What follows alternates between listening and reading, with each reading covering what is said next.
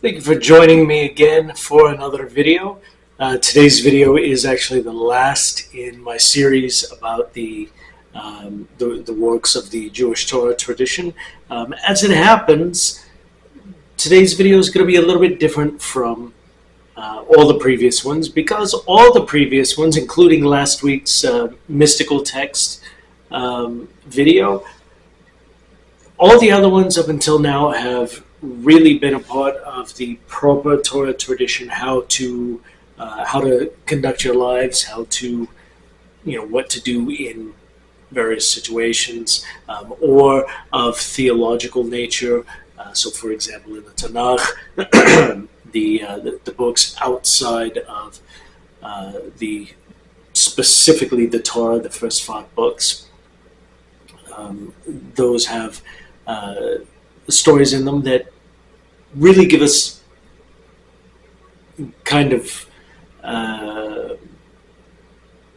subtle hints at how to live properly, but they don't actually give us like laws like Torah itself does, and they don't really give us much more than really just a few examples of either what to do or what not to do, and more often than not it's what not to do in the Tanakh. Even the mystical tradition, although it should not interfere with halacha, like how you live your life, your practical application of Jewish Torah tradition, of Torah law. There we go, the Jewish religious law. Even though Kabbalah, the mystical tradition, should not affect it, at the same time, many people are, let's say that they allow their faith to be informed by the mystical works, and that's fine. I have no, in last week's video, I kind of made it seem like, do not ever with the Kabbalah. I don't care. It doesn't affect me. If people are moved by mystical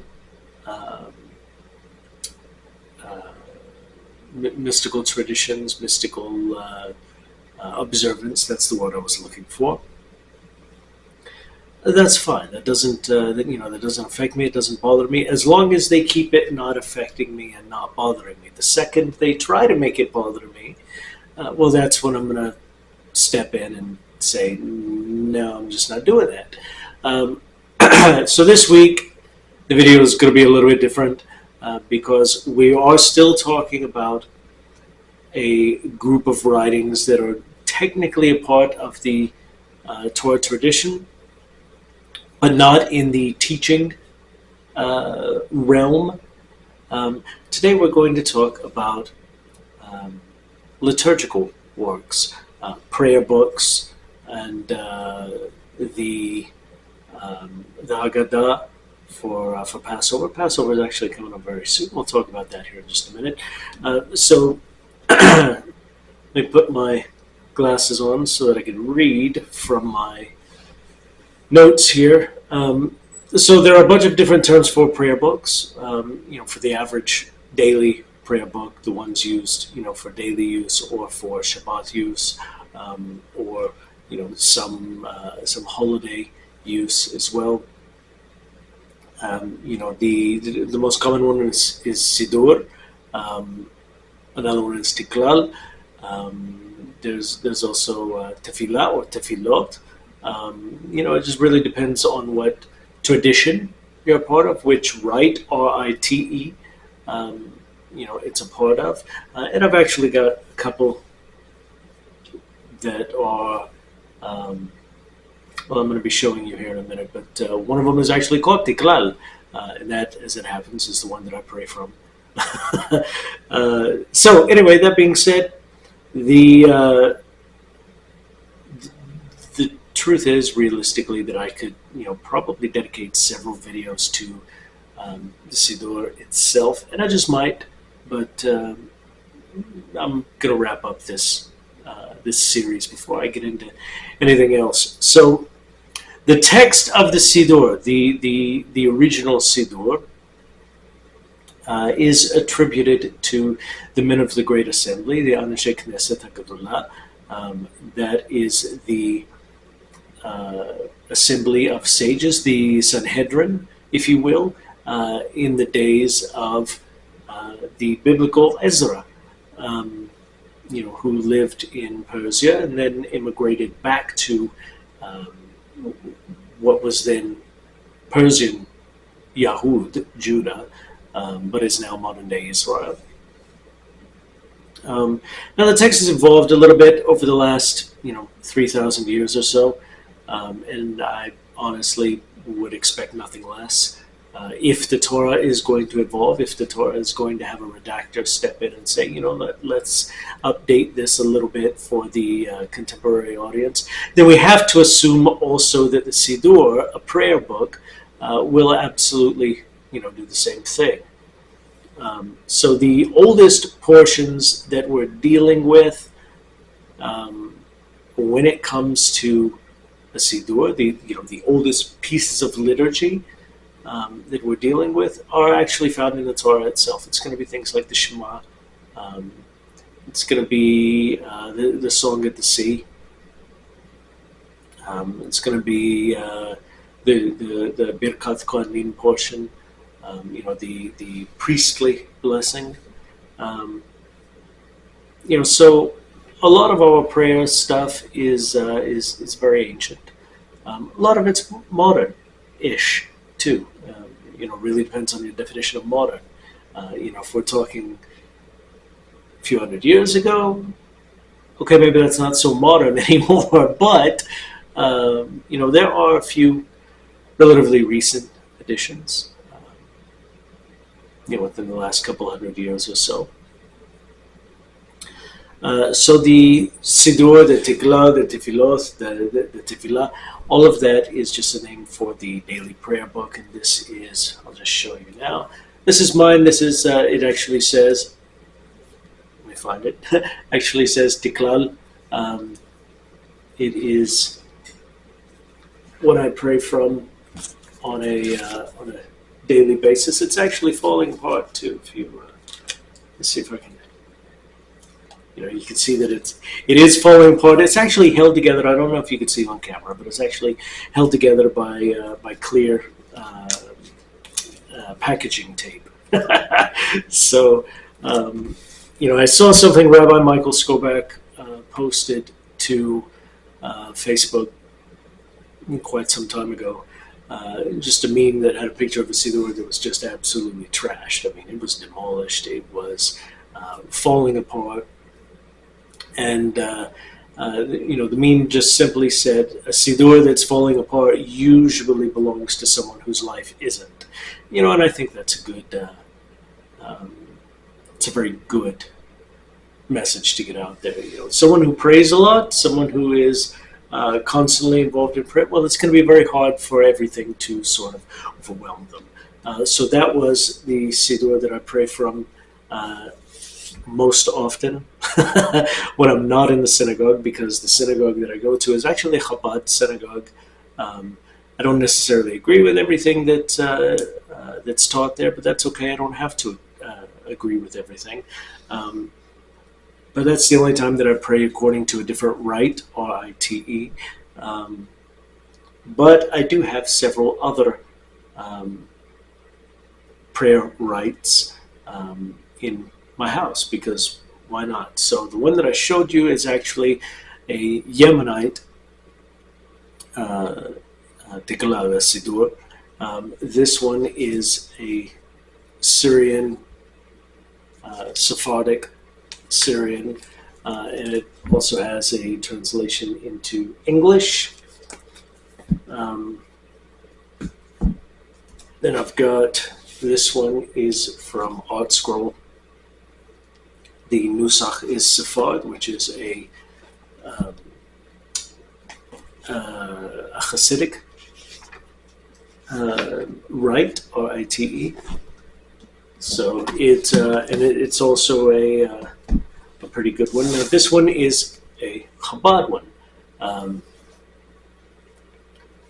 Okay, good. This one also has an English translation, and they are among some of the more interesting books, I would say, that I own, because they are slightly different. You're going to find, and that's why I have multiple different rites in my house. Even though I pray from only one, there are slightly different wordings of things, slightly different order of prayers and everything. They do contain mostly all of the same content, but in different orders. However, there are some major differences between some of the more well-known rites. And what do I mean by rites? Well, I mean, there are several different communities of Jews who were relatively isolated in antiquity, even up into the 19th and 20th centuries. I mean, you had Jews in Yemen who didn't really have much contact with Jews much of anywhere else. You had Jews in Afghanistan who didn't really have much contact with Jews anywhere else. So each liturgical rite developed in the, it's location specific. It'll tell you how they remembered the tradition for how the prayer services should be conducted. So you've got the general Ashkenazi Siddur. You have just a general Sephardi Siddur. You have a Hasidic. I actually have one of the Hasidic ones and the Sephardic one, and the Temani, the Yemenite rite, which is what I use. So you've got all these different ones, and then there are, even within the same general family of Siddurs, you'll find that there is a really surprising diversity, when you get into very specific communities. So like Chabad, for example, all across Chabad, it's all the same Siddur. It's all Teilat Hashem, which is fine, because they all follow that prayer rite. You go to Breslov, and they've all got the same prayer book in every Breslover synagogue. Then you go to synagogues that aren't really affiliated with with anyone, and you may find a different siddur here, and then down the street, even though these two synagogues are part of the same general rite, R-I-T-E, you may find that they have a different siddur completely. Case in point, I'm familiar with two synagogues in a city not too far from where I live, and they use two very different siddurim. One of them, the rabbi actually developed his, and I'm actually developing my own as well, because even though I pray primarily from my one siddur, there are things that are in it that I don't use. There are things that are not in it that I do use, so I have to, it'd be nice to have it all in one book, basically. Now, the oldest Siddur, just kind of a random fun fact, I guess you could call it. The oldest Siddur in the world that's been discovered to date is actually from Afghanistan, of all places, and it's been radiometrically dated to the year 780 BCE, or sorry, CE. That would be, just, what is that, over 1,000 years ago? So it's pretty impressive. Was that like 1,300 years ago, something like that? It's pretty impressive that we still have it around today. It's very cool. The fact that it survived and in relatively decent condition is in itself, kind of a small miracle. But the fact that it's also in a country that's known for religious fanaticism, specifically Muslim fanaticism, and a general lack of cooperation among religions, that in itself makes it an even better miracle that it's still around. The oldest Siddur with an English translation, because again, Hebrew is the language of all Jews everywhere. We pray in Hebrew or Aramaic. Some of our prayers are in Aramaic, and in some rites there are also some Spanish prayers as well. Judeo-Spanish, Ladino, the Jewish dialect of Spanish, which is not that hard to understand if you understand Spanish. But it is the oldest English translation, or I guess I should say the first recorded English translation Siddur that came out was in 1738 in London, England. Very cool stuff. So the Siddur itself has, I guess I can take those off for now. The Siddur itself has all the prayers that we use for, daily prayer services, Shabbat prayer services, holiday prayer services. It's also got a few additional blessings in it. It also has, various different Torah portions, or at least I should say portions of the Torah portions in it, depending on which Siddur you use. Now, a Siddur that's used for a holiday is called a Machzor, and I've actually got a couple here. This is from Art Scroll. This is a Yom Kippur Machzor. It also has an English translation. This is for the holiest day of the year, Yom Kippur. And this is the one that I will use in my home, not at the synagogue, but in my home. This one is for Passover, which is coming up soon, in not this Sunday, but next, I believe. And it's just, it's nothing special. It's just stuff that we pray all the time. Now, what is interesting about the Passover one is it actually has in it the Haggadah. The Haggadah is a text that we use for the Passover Seder.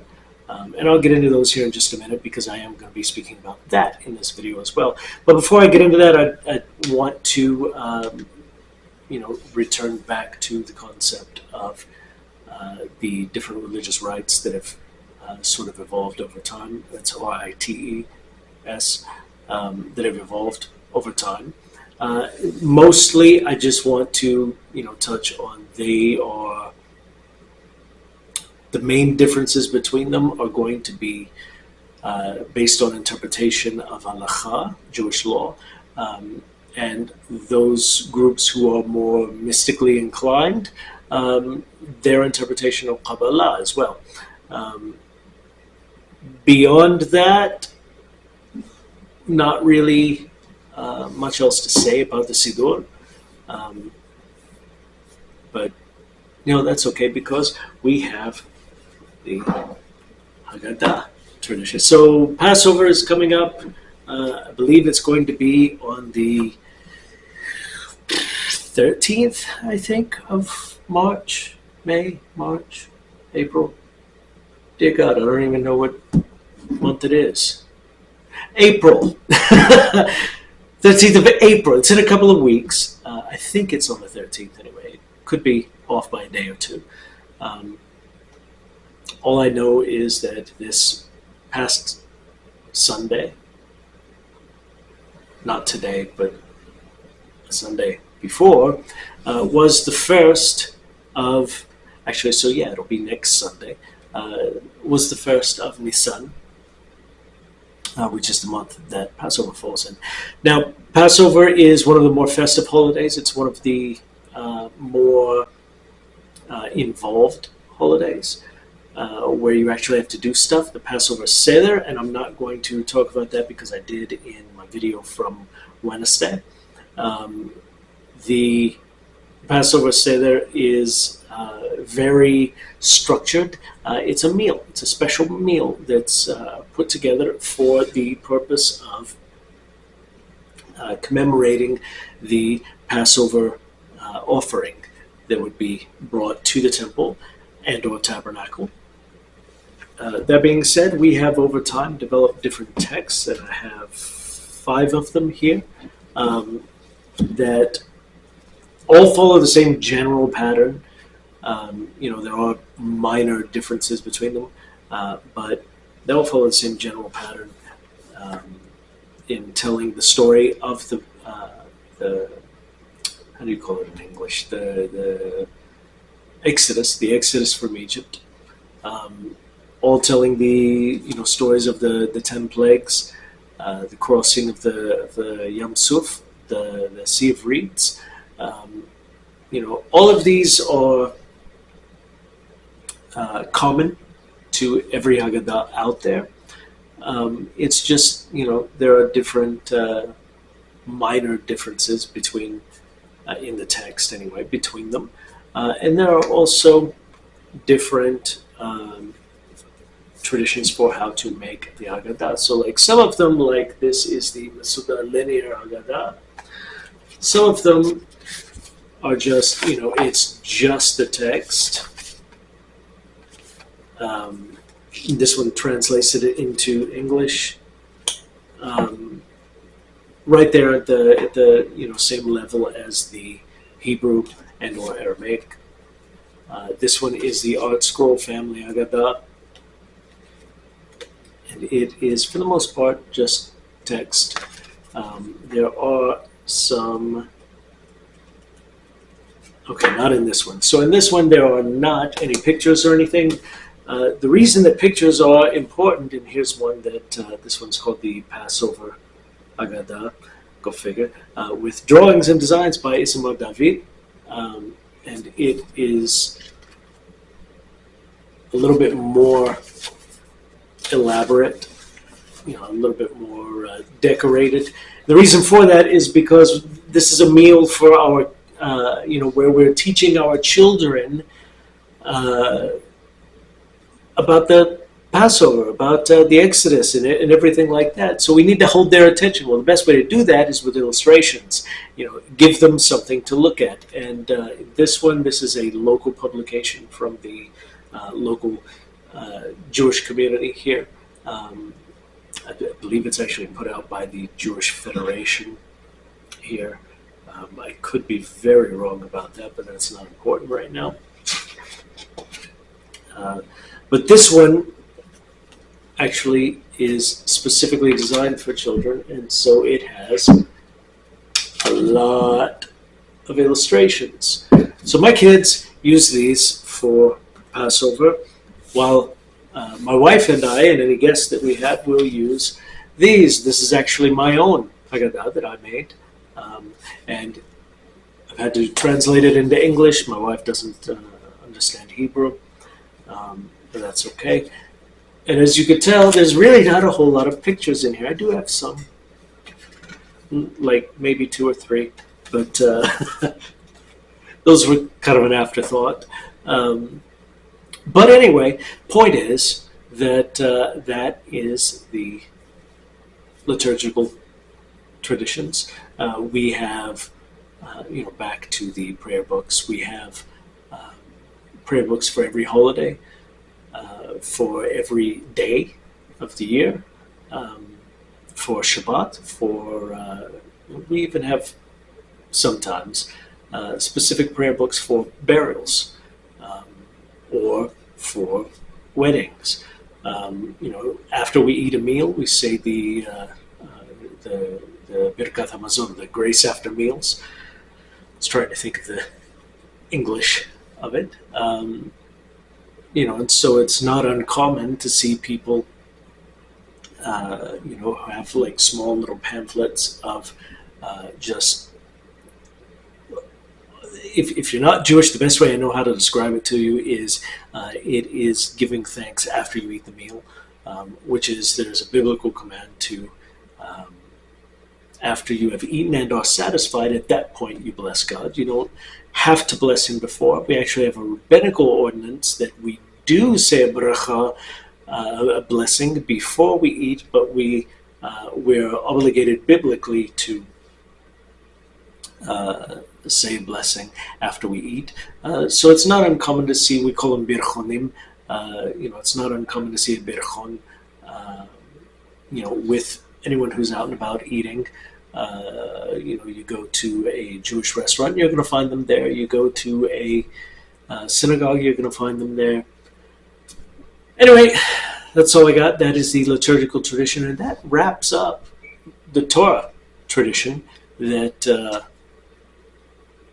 I have worked these last 2 months or so to bring you. So next week we will have another video on Sunday.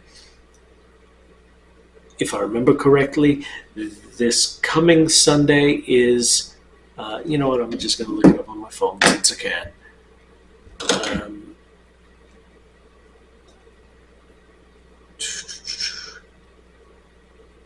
So Passover begins the night of Saturday, the 12th of April. Okay, so that would be next week. First day of Passover is Sunday. The second day of Passover is Monday. That would be the 13th and 14th. So I guess I was right. How about that? So I will not be online next week. However, my video continuing this series will post automatically so that I don't have to mess with it. Taking the day off because holiday, duh. That, and I'm going to be sitting through the second Seder shortly after that video will be released. So there's that. That's cool. But yeah, that being said, I don't really have anything else to say about the liturgical tradition. We will be having the bonus video next week. I will not be available the 13th or 14th. Because of, or for that matter, the 12th.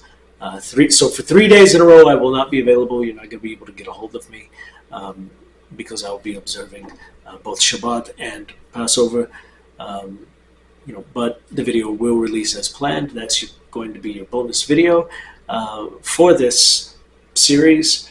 And I'm still not telling you what it is. Anyway, that being said, I am done for real this time. So if you haven't yet, go ahead and hit subscribe. Hit the like button on this video if you enjoyed it. If you think it was terrible, don't worry about it, man. Better luck next time, right?